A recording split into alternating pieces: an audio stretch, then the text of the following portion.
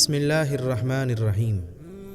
ایک رات سلطان نور الدین زنگی رحمۃ اللہ علیہ عشاء کی نماز پڑھ کر سوئے کہ اچانک اٹھ بیٹھے اور نم آنکھوں سے فرمایا، میرے ہوتے ہوئے میرے آقا دو عالم صلی اللہ علیہ وسلم کو کون ستا رہا ہے؟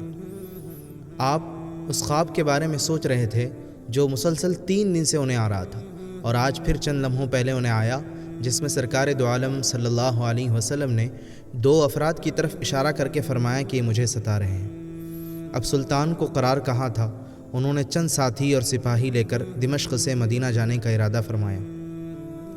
اس وقت دمشق سے مدینہ کا راستہ تقریباً 20-25 دن کا تھا، مگر آپ نے بغیر آرام کیے یہ راستہ 16 دن میں طے کیا۔ مدینہ پہنچ کر آپ نے مدینہ آنے اور جانے کے تمام راستے بند کروائے اور تمام خاص و عام کو اپنے ساتھ کھانے پر بلایا۔ اب لوگ آ رہے تھے اور جا رہے تھے، آپ ہر چہرہ دیکھتے مگر آپ کو وہ چہرے نظر نہ آئے۔ اب سلطان کو فکر لاحق ہوئی اور آپ نے مدینے کے حاکم سے فرمایا کہ کیا کوئی ایسا ہے جو اس دعوت میں شریک نہیں؟ جواب ملا کہ مدینے میں رہنے والوں میں سے تو کوئی نہیں، مگر 2 مغربی زائر ہیں جو روضہ رسول کے قریب ایک مکان میں رہتے ہیں، تمام دن عبادت کرتے ہیں اور شام کو جنت البقیع میں لوگوں کو پانی پلاتے ہیں، جو عرصے دراز سے مدینہ میں مقیم ہیں۔ سلطان نے ان سے ملنے کی خواہش ظاہر کی۔ دونوں زائر بظاہر بہت عبادت گزار لگتے تھے۔ ان کے گھر میں تھا ہی کیا، ایک چٹائی اور 2-4 ضرورت کی اشیاء کہ ایک دم سلطان کو چٹائی کے نیچے کا فرش لرزتا ہوا محسوس ہوا۔ آپ نے چٹائی ہٹا کے دیکھا تو وہاں ایک سرنگ تھی۔ آپ نے اپنے سپاہی کو سرنگ میں اترنے کا حکم دیا۔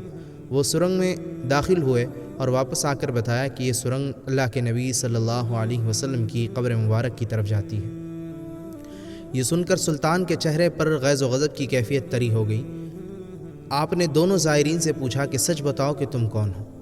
حیل و حجت کے بعد انہوں نے بتایا کہ وہ یہودی ہیں اور اپنی قوم کی طرف سے تمہارے پیغمبر کے جسم اقدس کو چوری کرنے پر مامور کیے گئے ہیں۔ اسی وقت ان دونوں کی گردنیں اڑا دی گئیں۔ سلطان روتے جاتے اور فرماتے جاتے کہ میرا نصیب کہ پوری دنیا میں سے اس خدمت کے لیے اس غلام کو چنا گیا۔ اس ناپاک سازش کے بعد ضروری تھا کہ ایسی تمام سازشوں کا ہمیشہ کے لیے خاتمہ کیا جائے۔